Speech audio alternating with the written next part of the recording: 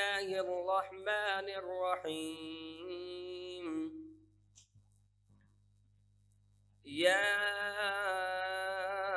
أيها الذين آمنوا اتقوا الله حق تقاته ولا تموتن إلا وأنتم مسلمون. واعتصموا بحبل الله جميعا ولا تفرقوا واذكروا نعمة الله عليكم إذ كنتم أعداء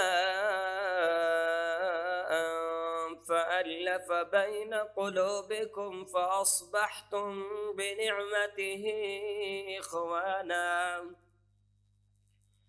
وكنتم على شفا حفرة من النار فأنقذكم منها كذلك يبين الله لكم آياته لعلكم تهتدون.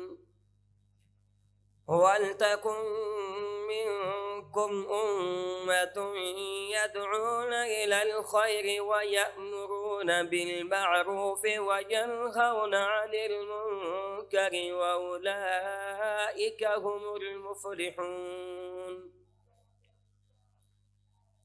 ولا تكونوا كالذين تفرقوا واختلفوا من بعد ما جاءهم البينات وأولئك لهم عذاب عظيم يوم تبيض وجوه وتسود وجوه فأما الذين اسودت وجوههم أكفرتم بعد إيمانكم فذوقوا العذاب بما كنتم تكفرون.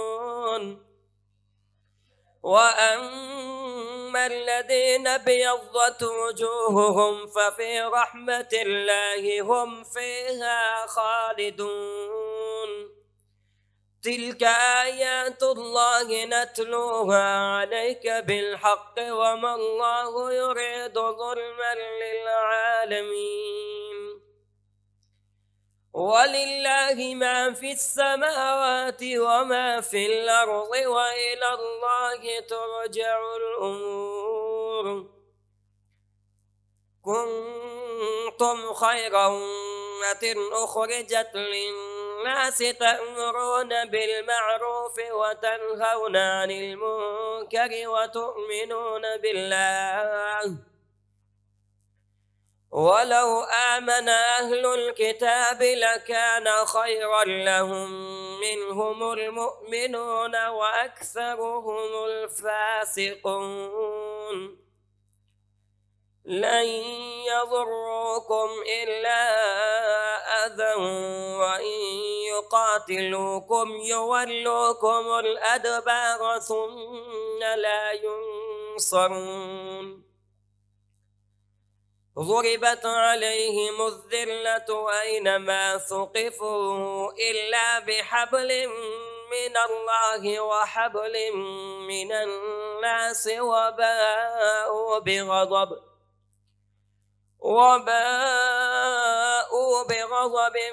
من الله وضربت عليهم المسكنة ذلك بأنهم كانوا يكفرون بآيات الله ويقتلون الأنبياء بغير حق ذلك بما عصوا وكانوا يعتدون ليسوا سواء.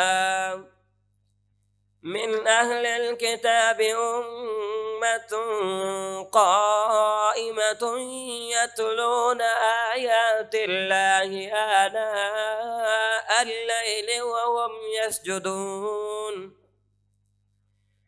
يؤمنون بالله واليوم الآخر ويأمرون بالمعروف وينهون عن المنكر ويسارعون في الخيرات وأولئك من الصالحين وما يفعلوا من خير فلن يكفروه والله عليم بالمتقين إن الذين كفروا لن تغني عنهم أموالهم ولا أولادهم من الله شيئا وأولئك أصحاب النار هم فيها خالدون مثل ما ينفقون في هذه الحياة الدنيا كمثل ريح فيها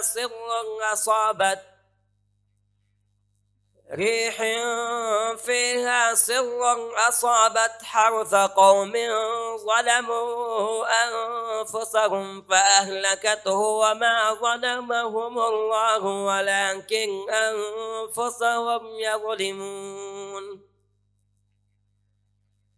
يا أيها الذين آمنوا لا تتخذوا بطانة من دونكم لا يألونكم خبالا ودوا ما عنتم قد بدت البغضاء من أفواههم وما تخفي صدورهم أكبر قد بينا لكم الآيات إن كنتم تعقلون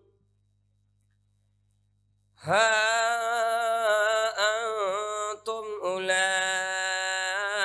تحبونهم ولا يحبونكم وتؤمنون بالكتاب كله وإذا لقوكم قالوا آمنا وإذا خلوا عضوا عليكم الأنامل من الغيظ قل موتوا بغيظكم إن الله عليم بذات الصدور إن تمسسكم حسنة تسؤهم وإن تصبكم سيئة يفرحوا بها وإن تصبروا وتتقوا لا يضركم كيدهم شيئا إن الله بما يعملون محيط